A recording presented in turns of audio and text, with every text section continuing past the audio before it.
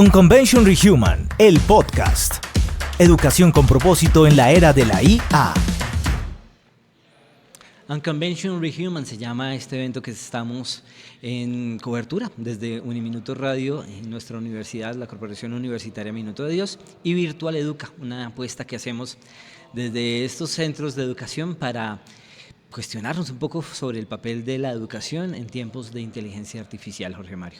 Así es, y bueno, es el momento de seguir en estas conversaciones que ustedes también están observando en directo a través de la página de Virtual Educa. En YouTube pueden encontrar justamente la transmisión. Vamos a continuar esta conversación ya en modo plataforma con nuestro siguiente invitado, que viene también de un grupo empresarial que se dedica a la divulgación de información, a la divulgación de conocimiento. Estamos hablando del grupo Prisa. ¿Quién nos acompaña, Néstor? Nos acompaña el doctor Álvaro Montes, que es parte precisamente de este conglomerado del grupo Prisa, y también es el editor de un libro que se llama Inteligencia Artificial. ¿Me recuerda el nombre completo, doctor Álvaro? Inteligencia Artificial, la revolución que lo cambiará todo. Y ese es el tema que vamos a hablar, de cómo la revolución de la inteligencia artificial es lo que efectivamente hará un cambio significativo, y ya lo está haciendo de alguna manera. Doctor Álvaro, bienvenido a Uniminuto Radio, bienvenido a Unconvention Rehuman de Uniminuto y Virtual Educa. Muchísimas gracias a ustedes por permitir, a la universidad por invitarme a participar hoy, a ustedes por esta conversación. Perfecto. Desde el Grupo Prisa usted tuvo esa posibilidad, ¿no?, de hacer esa investigación, de preguntarse, responder muchas preguntas, trabajar con mucha gente, precisamente en términos de que la inteligencia artificial no sea un tema solo de universidades o de las personas que pueden acceder a esas plataformas, sino usted lo que de alguna forma le apuesta es que la inteligencia artificial sea un tema para todo el mundo y que efectivamente sea ese gran transformador del siglo XXI. Así es, y lo que compartí hace un ratico aquí en la conversación, en el evento, es lo que yo llamo inteligencia artificial con participación ciudadana. Es decir, porque este es un tema que pues, ha quedado en nuestro país en manos obviamente, de los emprendedores, las startups y de las big tech, las empresas tecnológicas, los empresarios, los bancos que invierten y un poco el gobierno. Pero realmente la inteligencia artificial es una conversación a nivel global que involucra a todos los humanos, porque todos vamos a ser afectados por lo bueno y lo malo de la inteligencia artificial. Los sindicalistas tendrían que hablar de inteligencia artificial porque es que el impacto en el empleo va a ser tremendo.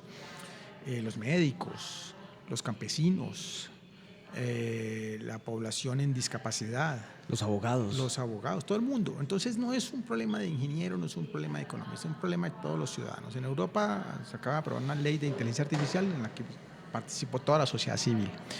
Y lo que falta en Colombia en esta discusión es justamente eso, sociedad civil participando en esa conversación. ¿Qué debería estar diciendo la sociedad civil y entrando en ese diálogo? ¿En cuál diálogo es el que tiene que entrar la sociedad civil? El diálogo en el que tiene que entrar es el de cómo este país va a incorporar estas tecnologías emergentes o esto que se llama cuarta revolución industrial. Un primer paso es en el Congreso. Allí tenemos que tener una regulación de la inteligencia artificial. Eso ya está discutido en todo el mundo. Ya hay regulaciones en Norteamérica, en Europa, etc. Aquí teníamos 11 proyectos de ley hasta hace poco. Y parecía que tendríamos este año una ley de inteligencia artificial en Colombia que regulara eso. Se ha ido muriendo el tema en el Congreso, se ha ido muriendo, la expectativa ha ido bajando porque pues, el Congreso tiene otras agendas también, que para ellos son más relevantes, políticas, etc. Y de esos 11 proyectos se han ido muriendo, ya varios ya no pasaron al siguiente debate, bla, bla, bla, bla.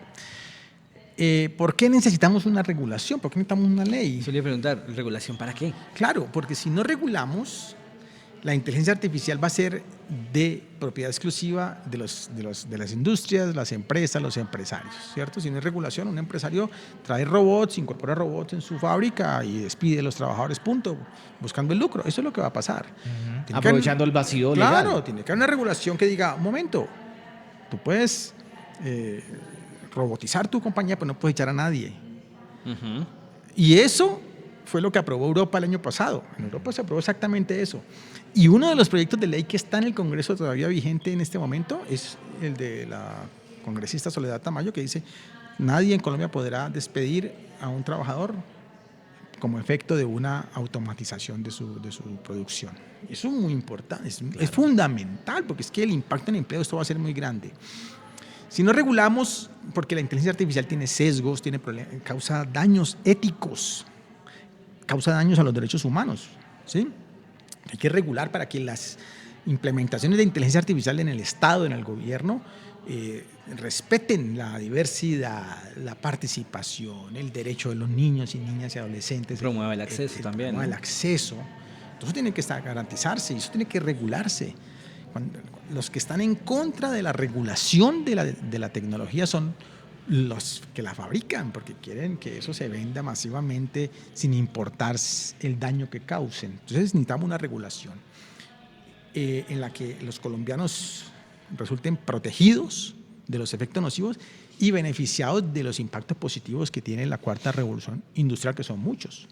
Hablemos de esos impactos positivos, porque entiendo que buena parte también de la conversación que tú sostenías allí con el auditorio era justamente también hablar de esto no como un escenario necesariamente u obligatoriamente catastrófico. Esto puede ser muy beneficioso para unos sectores de la sociedad que generalmente han sido marginados, por ejemplo, los campesinos y el acceso al tema de recursos. Claro, no, así es. Mira, hay un médico aquí, el doctor Luis Eduardo Pino, aquí en Bogotá, en la Fundación Santa Fe, que es una institución muy conocida, y él es el líder nacional de la investigación que se hace en Colombia de inteligencia artificial aplicada a la oncología, al tratamiento del cáncer. Eso ya se ha avanzado bastante en otros hemisferios, en otros países. Estados Unidos es líder en eso. IBM tiene una plataforma para eso, se llama Watson Oncology. Pero IBM es una compañía muy poderosa que tiene 2 premios Nobel en su equipo de I+D, ¿sí? Y las soluciones de IBM pues valen $2 millones. Entonces, ¿qué hospital en Colombia puede pagar eso? Y este médico, Luis Eduardo Pino, es un profesional admirable, dijo, pero hagamos una nosotros. Y está desarrollando con un equipo propio una red neuronal para ayudar a los médicos, a los oncólogos, a la detección temprana de cáncer de pulmón a través de la lectura de radiografía, porque los algoritmos pueden ser mucho más precisos en la interpretación de los píxeles de las imágenes que el ojo humano. Pero está haciéndolo acá, con recursos nuestros, con ingeniería y conocimientos nuestros. Eso es apropiación realmente social de las tecnologías para el bien. Hay unas apicultoras, productoras de miel en el Bajo Cauca antioqueño, zona de mucho conflicto social, violencia, mafias, minería ilegal. Ya dejaron la minería ilegal, se embarcaron en un proyecto de producción de miel y entonces hay un sistema de crédito que les financia, pero ellas no clasifican no pasan data créditos, ¿sí me entiendes? Porque pues no tienen historial crediticio y si lo tienen es malísimo, como el de la mayoría de los colombianos lo tenemos. Entonces, una red neuronal le está ayudando a perfilar a los usuarios para hacer una democratización del crédito para este tipo de población. Como ese estándar de medición. Claro, eso ya ganó premio mundial por inclusión financiera, ¿sí? En una conferencia del Banco Mundial, premiaron eso, aquí en Colombia. Esas son cosas que se conocen como inteligencia artificial para el bien, ¿sí? ¿Y por qué necesitamos regulación? Para que también apoye y estimule esas cosas. Esas cosas no anden con las uñas, sino que realmente haya una política pública que también fomente eso. Un tema que me llamó mucho la atención cuando usted mencionaba, Álvaro, frente a la inteligencia artificial regulada en un país como el nuestro, ¿sí? Que digámoslo así, el hecho de no despedir ningún colombiano y que sea reemplazado por algoritmos o robots de inteligencia artificial, eso no resulta convirtiendo al país menos competitivo frente a otro tipo de economías un poco más digitalizadas, por ejemplo la India, ¿sí? En este momento son líderes en investigación, lo mismo China, de implementación de inteligencia artificial en muchos de los procesos de producción tecnológicos, en fin. ¿Eso no hace que Colombia sea menos competitiva a futuro? Claro, ese es el tema de debate muy fuerte, ¿no?, entre economistas, pero les cuento esto. Europa acaba de aprobar el año pasado la ley marco de inteligencia artificial, es la regulación de inteligencia artificial más grande que se ha hecho en el mundo, abarca toda la Unión Europea y países altamente competitivos como Alemania. La industria alemana es altamente competitiva. Es el motor de Europa. Claro, y es el tercer fabricante de robots en el mundo. ¿Sí? Alemania. Y reguló con esa... Y reguló diciendo, no echan un solo trabajador alemán por causa de la automatización. Entonces ya las grandes compañías automotrices alemanas, ¿cierto? La Mercedes, etcétera, están ya obviamente, porque además viene el carro eléctrico. O sea, hay unos cambios tecnológicos profundos en la industria automotriz. Y el compromiso es, no se va nadie, se reubica, se recapacita para otras tareas, pero aquí no echamos a nadie porque esto no puede devastar a la raza humana, sino ayudarla a crecer. Hay una discusión a fondo, y en Estados Unidos igual, no hay despidos masivos por inteligencia artificial, y son países altamente robotizados y automatizados, no hay que despedir. De hecho, aquí en Colombia tenemos unos pocos casos, en Colombia hay poca automatización y poca robotización de la industria. Aquí tenemos en Colombia más o menos 600 robots industriales en este momento en Colombia, eso es muy poquito, ¿no? Pero esos robots han sido instalados en empresas que han dado ejemplo y son sin regulación, imagínate, ¿sí? No han despedido a nadie y han logrado mejorar sus índices. Entonces, realmente sí se puede hacer más eficiente la industria sin sacrificar el factor humano. Y de repente esta conversación y este debate tiene que hacerse desde el orden internacional también. Finalmente existen acuerdos de naciones, podríamos pensar en un acuerdo de las Naciones Unidas justamente para botar línea, de los fondos económicos, botar línea, y que todos los países de alguna manera también se pusieran de acuerdo en que hay unos aspectos sobre los que todas las naciones deberían regirse. No, das en el blanco con eso. Hay una discusión sobre un tema, varios temas, pero uno muy importante es la renta única universal. Sí. ¿Y eso qué significa? Que obviamente va a haber un impacto en el empleo. ¿Sí? Gente que ya no van a contratar, no tanto que vayan a despedir, pero que ya no van a contratar más. Cargos que desaparecieron. Cargos que desaparecen. Entonces, economías como Estados Unidos, por ejemplo, pueden absorber el impacto laboral de la inteligencia artificial. O sea, la gente tiene un nivel educativo un poquito más alto que el nuestro, promedio, y pueden reubicarse en otras industrias, otros negocios. En América Latina, en África, la persona que trabaja en Buenaventura, en el puerto de Buenaventura, descargando, un señor afrodescendiente que descarga de los barcos, pues el día que lleguen los brazos robóticos a descargar los barcos, él no va a encontrar empleo. Uh-huh. No se va a volver programador. Eso es una ficción, una mentira que a veces los gobiernos nuestros han dicho. Uh-huh. Entonces, hay que subsidiar. Esto es una discusión de mucho fondo teórico en la economía mundial, pero hay que subsidiar. Y en esto están de acuerdo, y con esto les digo todo. Desde Elon Musk, ¿cierto? Multimillonario de la ultraderecha conservadora, y Thomas Piketty, economista marxista de izquierda, ambos han estado en foros juntos, coinciden en eso.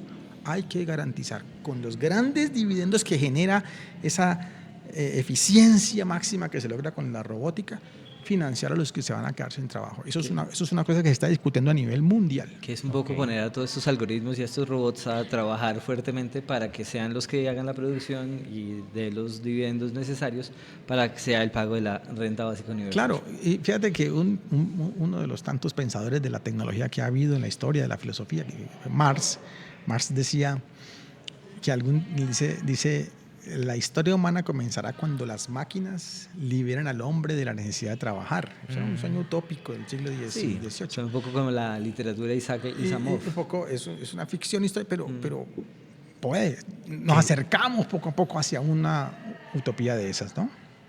Muy bien, Néstor.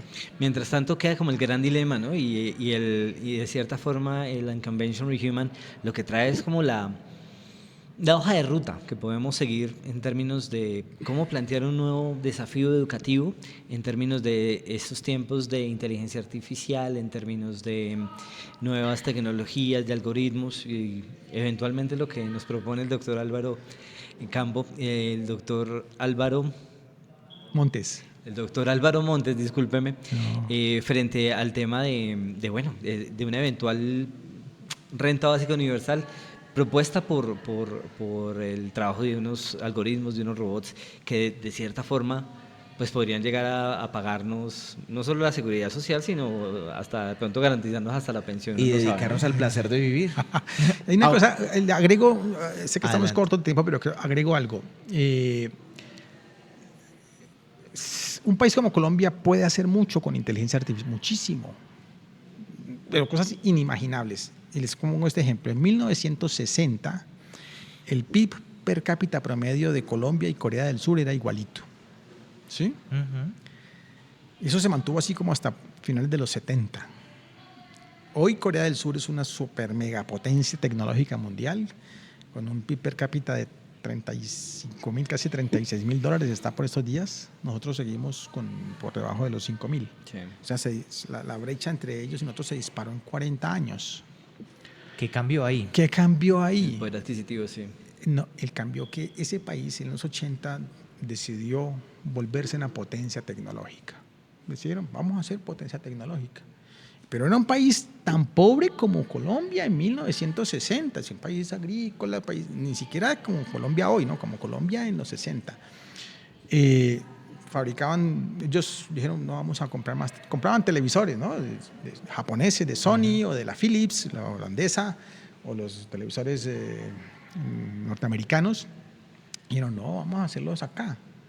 Y hoy Corea es el rey mundial de la electrónica de consumo. Las dos marcas, LG, Samsung, dominan el mercado de televisores, electrodomésticos, sonido, audio, línea blanca, todo.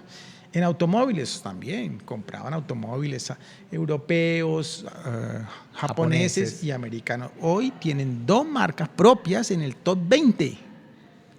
Kia y Hyundai. Y una de ellas, Hyundai, está en el top 3 mundial, o sea, uno de los 3 grandes fabricantes. ¿Cómo en 40 años de ser un país como somos nosotros ahora, se convirtió en una megapotencia tecnológica? Eso es un tema interesantísimo. Se puede hacer, pero requiere cambios macroestructurales muy fuertes.